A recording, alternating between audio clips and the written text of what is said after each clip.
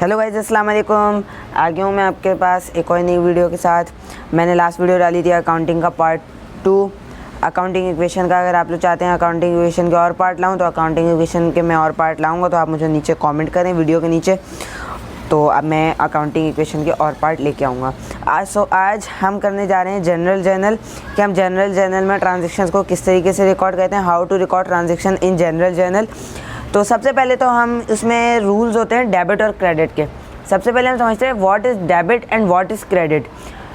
Debit और credit bookish language में कहते हैं कि अगर कोई बिज़नेस में कोई चीज़ आ रही है तो विच इज़ डेबिट, एंड कोई चीज़ जा रही है तो विच इज़ क्रेडिट। तो कोई चीज़ आना या किसी चीज़ का आना और किसी चीज़ का जाना डेबिट एंड क्रेडिट कहलाता है। ये बुकिश लैंग्वेज है, तो हम भी बुकिश लैंग्वेज के हिसाब से ही चलते हैं। तो ये है कि किसी चीज़ का भी आना हमारे बिज़नेस में और किसी चीज़ का जाना which is debit and credit. अब डेबिट में क्या होता है, एसेट और एक्सपेंस की सेम नेचर होती है।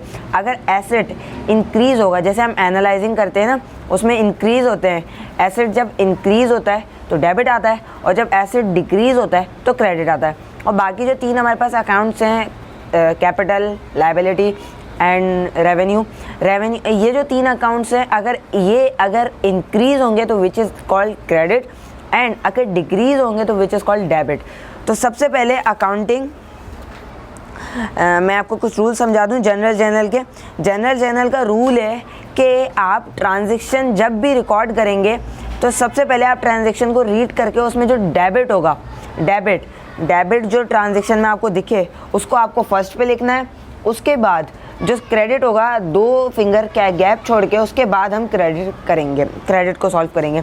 तो ये होती है जनरल जर्नल के रूल्स। तो let's start and check it out. सबसे पहले हम कॉलम्स बना लेते हैं। सबसे पहले एक स्केल की हमारी डेट आएगी, डेट खींचेगी, यहाँ पे डेट खींच दी मैंने। उसके बाद यहाँ पे पहला कॉलम यहाँ पे खींचेगा इस साइड पे क्रेडिट का, तो मैं यहाँ पे लाइन ड्रॉ कर देता हूँ क्रेडिट का। उसके बाद डेबिट है, और यहाँ पे एक और कॉलम आता है रेफरेंस का।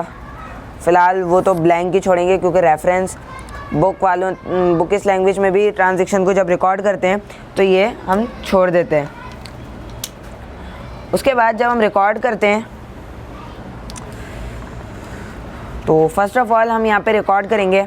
यहाँ पे मैं यहाँ पे वो डाल दूँ हेडिंग्स। सबसे पहले डेट आ गई हमारी।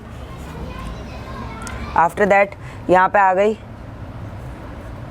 डिस्क्रिप्शन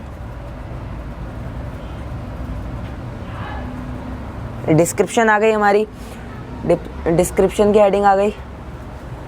एंड यहाँ पे आएगा हमारा REF रेफरेंस, और हम यहाँ पे लिखेंगे यानी डेबिट कॉलम में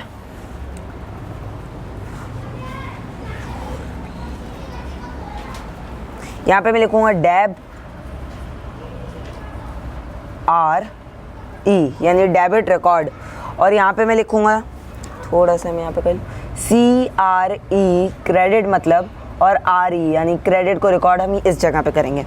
अब मैं फर्स्ट ऑफ ऑल हेडिंग वगैरह डाल दूँ कि भाई हमारे पास हेडिंग्स भी इसमें, जब हम अकाउंटिंग इक्वेशन या एनालाइजिंग करते हैं तो उसमें तो हम कोई भी हेडिंग डाल देते हैं, लेकिन इसमें हेडिंग भी तरीक़ेकार से डलती है कि कौन सी हेडिंग डलेगी। फर्स्ट ऑफ ऑल आप ये देखिए कौन बंदा है, क्या बिज़नेस कर रहा है, कि नहीं मतलब कर क्या रहा है, यानी जनरल जर्नल कर रहा है अकाउंटिंग इक्वेशन, तो जनरल जर्नल कर रहा है तो हम यहाँ पे जनरल की हेडिंग लगाएंगे, और कब कर रहा है, कौन सी डेट और कौन सा ईयर। तो मैं यहाँ पे लिख देता हूँ भाई कबीर एंड को है, तो मैं यहाँ पे जस्ट कबीर लिख दूँ या फिर कबीर एंड को पूरा लिख दूँ।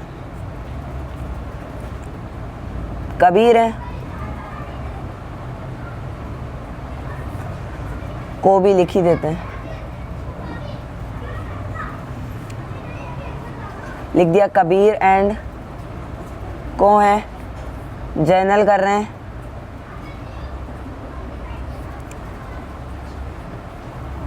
और डेट है अक्टूबर लिखा हुआ है, ईयर मेंशन नहीं करा हुआ है कौन से ईयर में कर रहे हैं।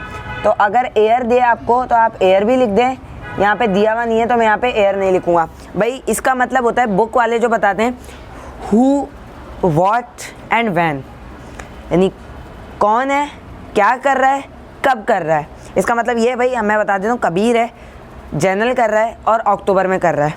सन नहीं बताया हुआ कि कौन से सन में ये ट्रांजेक्शन्स इनकी हुई हैं। अब यहाँ पे मैं दिखा देता हूँ कि 2.1.3 है, एम ए राउत साहब की बुक से मैं कर रहा हूँ।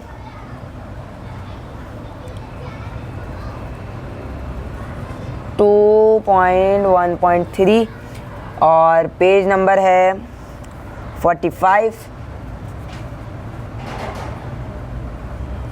और यहाँ पे मैं ऑथर का नाम भी लिख देता हूँ, M.A. रऊफ़।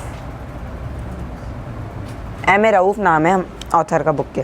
अब यहाँ से हम ट्रांजैक्शन जब शुरू करते हैं तो यहाँ पे हम फर्स्ट पे लिखेंगे डेट। और ट्रांजैक्शन पहली 1 अक्टूबर को हो रही है। Mister Kabir started his business with cash ₹50,000। अब देखा जाए तो एसेट भी इंक्रीज़ हो रहा है और हमारे पास कैपिटल भी इंक्रीज़ हो रहा है। तो इसमें से जब एसेट इंक्रीज़ होगा तो which is called debit, and अगर कैपिटल इंक्रीज़ होगा तो विच इज़ कॉल्ड क्रेडिट। तो जनरल का रूल है कि सबसे पहले आप डेबिट को लिखेंगे। तो पहले मैं डेट डाल देता हूँ 1 अक्टूबर, यहाँ पे मैं लिख दिया 1 अक्टूबर। उसके बाद में यहाँ पे लिखूँगा पहली डेबिट यानी कैश अकाउंट, कैश से इन्वेस्टमेंट करिए तो कैश अकाउंट। कैश अकाउंट मैंने यहाँ पे लिख दिया बिल्कुल कोने से। अगर डेबिट ही 2 आए यानी एसेट ही 2 आए और दोनों इंक्रीज़ हो रहे हो तो दोनों को एक ही के नीचे एक ही लिखेंगे। अभी यहाँ पे एक ही है कैश, तो मैं कैश लिखा और उसके बाद है कबीर का कैपिटल। तो मैं यहाँ पे थोड़ा सा गैप देके लिखूँगा कबीर्स कैपिटल।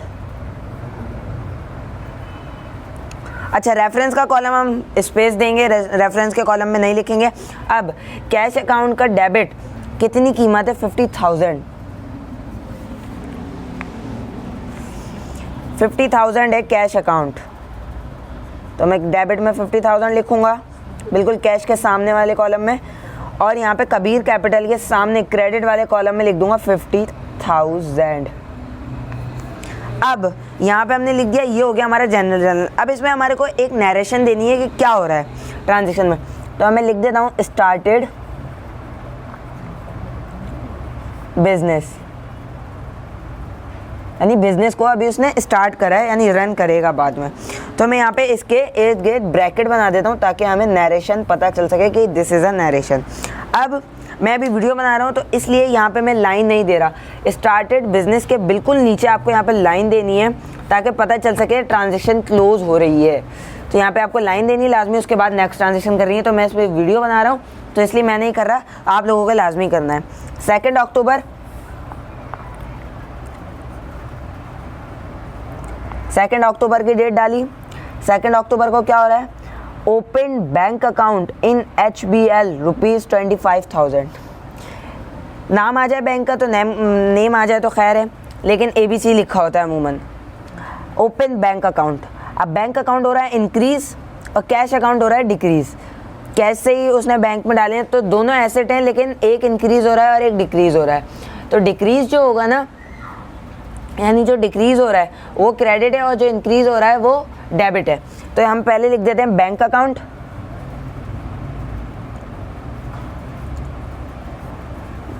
बैंक अकाउंट की अमाउंट है 25,000, डेबिट में लिखेंगे 25,000 और उसके बाद नीचे ही उसके थोड़ा सा गैप देके कैश अकाउंट 25,000। ये रूल है कि आपको इस तरीके से लिखना है। अब मैं नरेशन दे देता हूँ। Open bank account, open a bank account, अब मैं इसको ब्रैकेट में दे दूंगा ताकि हमें वाजे हो सके। This is called a narration, इसे हम नरेशन कहते हैं। ये है हमारी नरेशन उसकी। उसके बाद 3 अक्टूबर यानी 3 अक्टूबर को एक और ट्रांजेक्शन हुई है। 3 अक्टूबर को ट्रांजेक्शन हुई है परचेज फर्नीचर ₹11,200। यहाँ पे मैं बताता हूँ परचेज यानी एक्सपेंस है हमारा, तो एक्सपेंस हो रहा है इंक्रीज, एक्सपेंस नहीं है सॉरी, परचेज फर्नीचर ₹11,200। अगर जहाँ पे भी वो अपनी दुकान की सामान बेचने के लिए चीज़ें खरीदेगा तो वहाँ पे वो लफ्ज़ यूज़ करेगा मर्चेंडाइज या फिर गुड्स। तो यहाँ पे यूज़ कर रहा है फर्नीचर। फर्नीचर खरीद रहा है तो ऑब्वियस सी बात है दुकान के इस्तेमाल के लिए ख़रीद रहा होगा। तो मैं यहाँ पे लिख देता हूँ, पहला लिखूँगा फर्नीचर अकाउंट है, इंक्रीज़ हो रहा है, कैश है, डिक्रीज़ हो रहा है। तो यहाँ पे मैं लिखता हूँ फर्नीचर अकाउंट।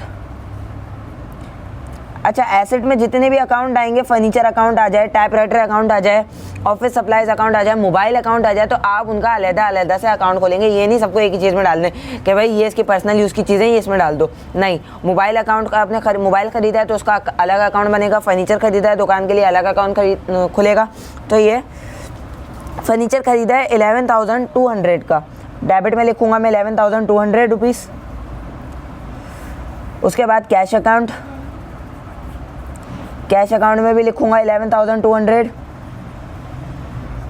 अब यहाँ पे मैं नरेशन दूंगा इसकी, परचेज्ड फर्नीचर ऑन कैश। अब अगर आप नरेशन में ये नहीं बताएंगे कि कैश में कर रहा है, क्रेडिट में चीज़ खरीद रहा है, तो this is called a confusion, इसे कन्फ्यूजन हो जाएगी। तो लाजमी से दिखाएं परचेज फर्नीचर कैश, कैश में भी लिख दिया मैंने, जगह नहीं है तो मैंने ऑन कैश नहीं लिखा, सिर्फ कैश लिख दिया। इसके नीचे लाइन ड्रॉ करेंगे, लाजमी से लाइन ड्रॉ करेंगे ताकि हमारी ट्रांजैक्शन ख़त्म हो रही है पता चले। अब 4 अक्टूबर को एक और ट्रांजैक्शन हो रही है, 4 अक्टूबर को ट्रांजैक्शन होती है परचेज मर्चेंडाइज। मैंने आपको बताया था अगर वो कहीं भी मर्चेंडाइज या गुड्स का लफ्ज़ इस्तेमाल करे तो दैट मीन्स वो चीज़ आप खरीद रहा है जो उसे बेचनी है दुकान में। तो परचेज फर्नीचर। एक्सपेंस, हमारा एक्सपेंस इंक्रीज़ हुआ फ्रॉम मॉडल LTD यानी लिमिटेड, यानी LTD का मतलब होता है लिमिटेड कंपनी, ₹8,450। अब इस ट्रांजेक्शन में ये नहीं बता रहा कि उधार पे कैश पे, लेकिन हमारे पास क्रेडिट के 3 टर्म्स होते हैं कि उसको पता लगा सकें कि क्रेडिट में हुई है ट्रांजेक्शन, डील या फिर कैश में। पहला तो या तो वो शो कर देता है ऑन क्रेडिट, या तो लिखा होता है फ्रॉम ABC, यानी किसी और बंदे से ख़रीदा है फ्रॉम ABC करके। तो यहाँ पे हमारे पास शो कर रहा है फ्रॉम मॉडल LTD। तो हम यहाँ पे लिखेंगे purchase account. First of all पहला आएगा हमारा परचेज अकाउंट डेबिट में, और परचेज अकाउंट की वैल्यू में लिख दूंगा 8,450 रुपीज़।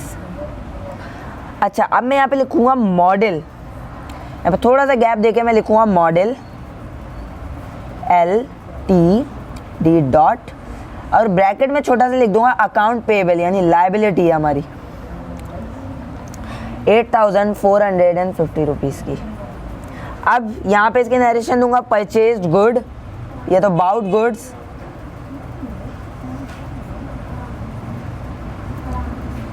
On credit. अब मैं यहाँ पे जो अकाउंट पेएबल है इसको भी एक छोटे से ब्रैकेट में दिखाऊंगा ताकि कन्फ्यूजन ना हो कि what is AP, account payable. Model LTD से हमने उधार लिया तो which is called account payable. अच्छा, 5 अक्टूबर, यहाँ पे लाइन दिएगा अबाउट गुड्स ऑन क्रेडिट के नीचे। 5 अक्टूबर को एक और ट्रांजैक्शन होती है, 5 अक्टूबर 5 अक्टूबर को ट्रांजैक्शन होती है cash cell, cost ₹2100 and ₹200, 540 rupees. इस ट्रांजैक्शन का मतलब है उसने सामान बेचा है कैश में सामान बेचा है, चीज़ें थी यानी चीज़ें उसने ख़रीदी थी 2100 रुपये की, आगे उसने बेच दी 2540 की, तो मुनाफा मिला उसे। अब मुनाफा भी इंक्रीज़ होता है यानी कैपिटल भी इंक्रीज़ होगा। जब भी मुनाफा आता है ना हमारा, 2100 रुपये में से 2540 को माइनस कर देंगे तो जो मुनाफा आएगा वो कैपिटल में प्लस हो जाएगा, यानी कैपिटल भी इंक्रीज़ हो जाएगा। कैपिटल इंक्रीज़ होगा तो क्रेडिट में आएगा सोल्ड, यानी चीज़ें, रेवेन्यू जब इंक्रीज़ होगा तो which is called credit, and asset जब इंक्रीज़ होगा तो which is called debit.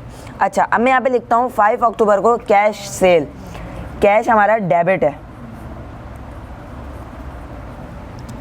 Cash account में वैल्यू आई कि हमें जो कैश मिला है भाई वो 2540 मिला है, हम तो 2540 लिखेंगे। ओहो, 2540, थोड़ा बीच में कॉमा आ गया उसके लिए माजरत। अच्छा, कैश अकाउंट आ गया। अब मैंने जैसे आपको बताया था डेबिट अगर 2 आ जाएं तो एक के नीचे एक आता है, यानी आपको गैप नहीं देना होता। तो यहाँ पे 2 क्रेडिट आ रहे हैं हमारे पास, तो हम उनमें भी गैप नहीं देंगे। पहला आएगा हमारे पास सोल्ड अकाउंट,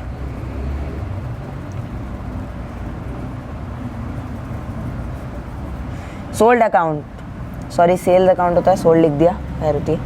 और यहाँ पे लिखूंगा मैं सेम कीमत, नहीं यहाँ पे मैं लिखूंगा 2100 रुपये, और इसी के नीचे लिखूंगा कबीर्स कैपिटल,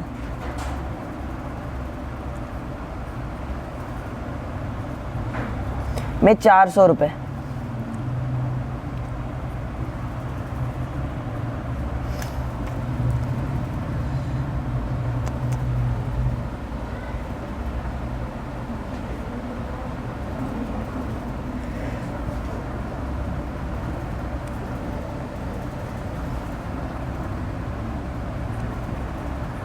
सॉरी 440 रुपीज़ है यहाँ पे, और ये ज़ीरो हमारे पास नहीं है यहाँ पे, ये है। सो सेल जो हुई है वो 2100 रुपये की हुई है, लेकिन कैश जो हमें मिला है वो 2540 है, और कबीर का जो कैपिटल है उसमें 440 रुपये इंक्रीज़ हुए हैं। अगर इन दोनों को प्लस करें तो आप यहाँ पे 2540 रुपये देख सकते हैं। अब मैं यहाँ पे लिख सकता हूँ, यहाँ पे लिखूँगा बल्कि sold goods on cash.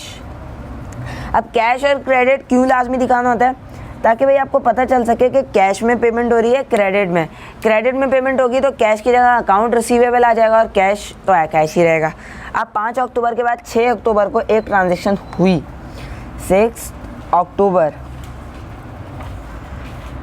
Purchased on cash ₹7,230। अब यहाँ पे कुछ शो नहीं कर रहा है कि क्या परचेज करा है, तो ऑब्वियसली बात है मर्चेंडाइज ही परचेज करें। तो परचेज अकाउंट हमारा एक्सपेंस है, इंक्रीज हो रहा है तो डेबिट है, पहले लिखेंगे परचेज अकाउंट आएगा, और कैश अकाउंट आएगा। कैश अकाउंट डिक्रीज हो रहा है तो क्रेडिट में चला जाएगा, ये हो गया। उसके बाद हम परचेज अकाउंट के सामने वैल्यू लिखेंगे 7,230 रुपीज़, और वही कैश अकाउंट में लिखेंगे। अब इसके नरेशन में दे देता हूँ, परचेज बाउट गुड्स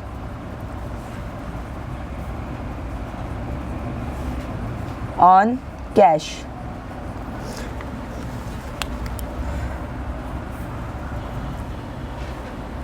तो ये देख सकते हैं आप लोग सोच रहे होंगे बहुत सारे, लास्ट वीडियो में फर्स्ट पार्ट आया था, इस वीडियो में इंशाल्लाह इस वीडियो में मैंने कोशिश करी है कि फर्स्ट पार्ट नहीं बनाऊं, बड़ी मेहनत मैंने करी है कि फर्स्ट पार्ट नहीं बनाऊं, मेरा दिल तो चाह रहा था। क्यों मैंने फर्स्ट पार्ट नहीं बनाया, फर्स्ट पार्ट में एडिटिंग बहुत होती है, फिर कलर ग्रेडिंग, फिर कट पेस्ट करना पड़ता है, बहुत पंचायत होती है, तो इसलिए मैंने फर्स्ट पार्ट नहीं बनाया। मैंने बोला यही उठाऊंगा, बस ऐसे कैसे डाल दूंगा ताकि लोगों का टाइम वेस्ट ना हो। 6 अक्टूबर, उसके बाद ट्रांजेक्शन हो रही है 11 अक्टूबर को, 11 अक्टूबर,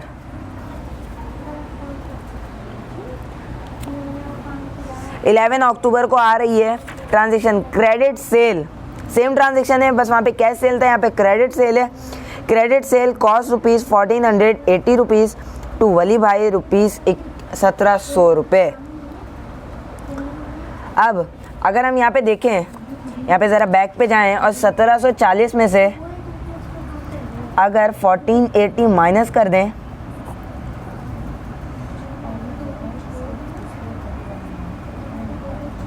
ये हो गए 220 रुपये बचे हैं हमारे पास भाई।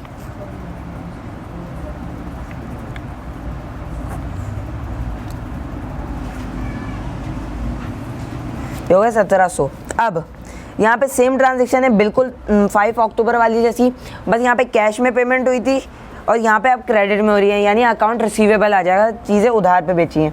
तो पहले अकाउंट रिसीवेबल है, इंक्रीज़ हो रहा है, एसेट है हमारा, डेबिट में आएगा। उसके बाद सबसे पहले आपको क्या करना होता है, ट्रांजेक्शन की एनालाइजिंग करनी होती है। एनालाइज करे बगैर आप कर ही नहीं सकते, जनरल कर ही नहीं सकते। अब अकाउंट रिसीवेबल है तो मैं यहाँ पे लिखूँगा भाई किसको बेचा है, किससे लेना है, तो मैं यहाँ पे लिखूँगा वली भाई से लेना है, वली भाई। ब्रैकेट में लिखूँगा अकाउंट आर, यानी आर रिसीवेबल, अकाउंट रिसीवेबल, ये हो गया। उसके बाद वली भाई के बाद दूसरा मैं लिखूँगा सेल्स अकाउंट। उसके बाद मैं दोबारा लिखूँगा कबीर्स कैपिटल।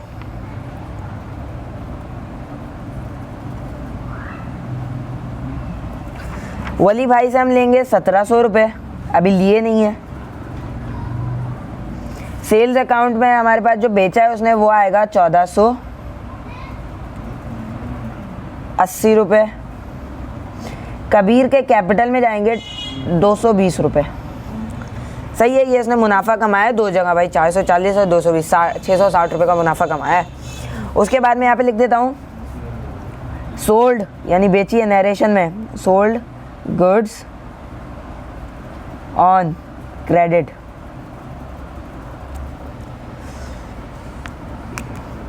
ये मैंने यहाँ पे ये भी बना दिया। सो गाइज ये देखें आप कि इस तरीके से आपको जनरल बनाना होता है। तो अभी हमारे पास और भी काफ़ी सारी ट्रांजेक्शन्स बाकी हैं, तो उसको भी सॉल्व करते हैं। नेक्स्ट पेज पे चल के यहाँ पे मेरे पास आप देख सकते हैं लाइनें ओवर हो चुकी हैं बिल्कुल।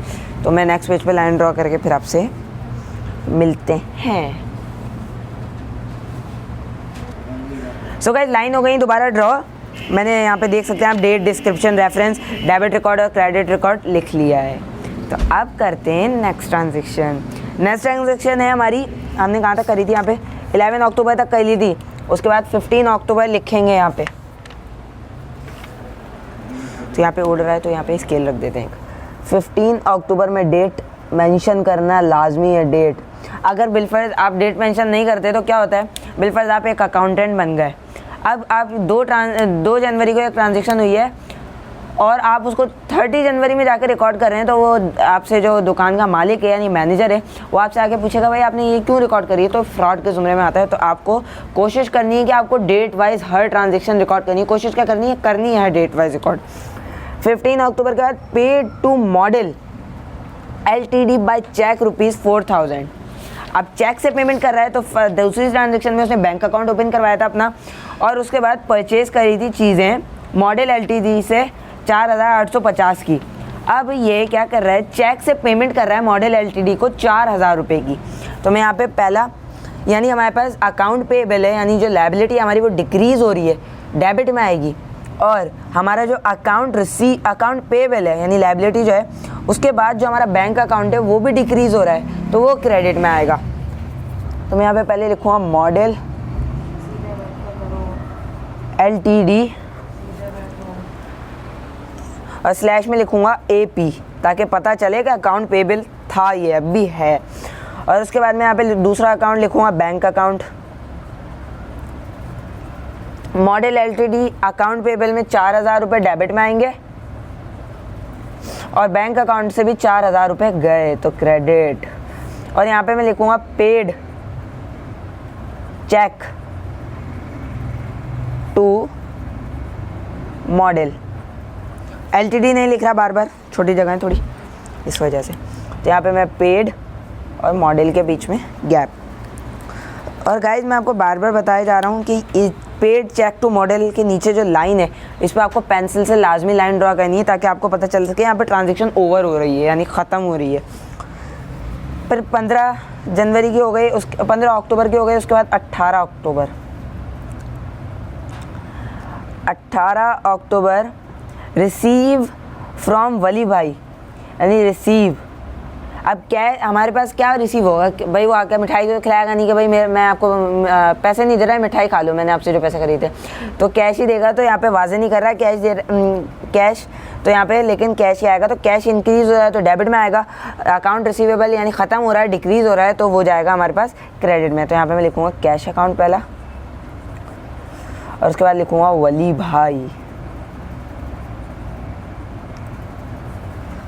AR cash account. यहाँ पे आया 1700 रुपये, वली भाई ने फ़ौरन ही पेमेंट कर दी और 1700 ही यहाँ पे आया। तो मैं यहाँ पे लिखूँगा रिसीव्ड, नरेशन में रिसीव्ड कैश फ्रॉम वली।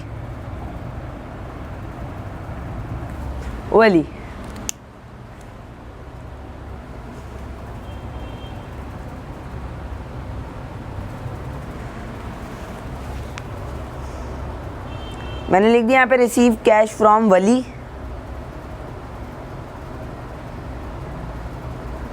तो मैं यहाँ पे इसके इर्द गिर्द ब्रैकेट बनाऊंगा, नरेशन है ना इसलिए ब्रैकेट बनाना लाजमी है। अब 18 अक्टूबर हो गया। 18 अक्टूबर के बाद लास्ट ट्रांजेक्शन है इस इक्वेशन की 22 अक्टूबर।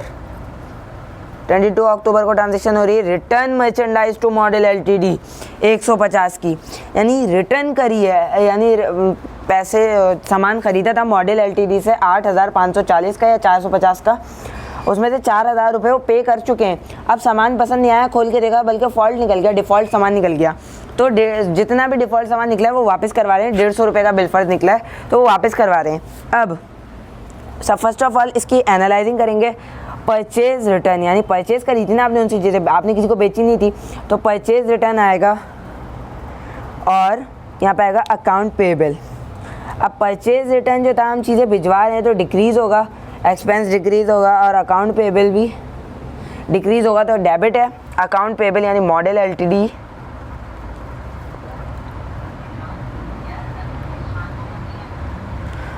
एलटीडी ब्रैकेट में लिखूंगा अकाउंट पेबल और purchase return.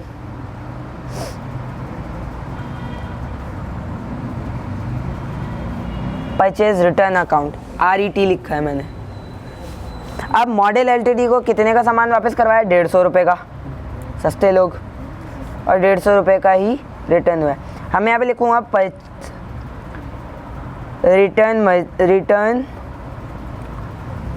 Return goods to model.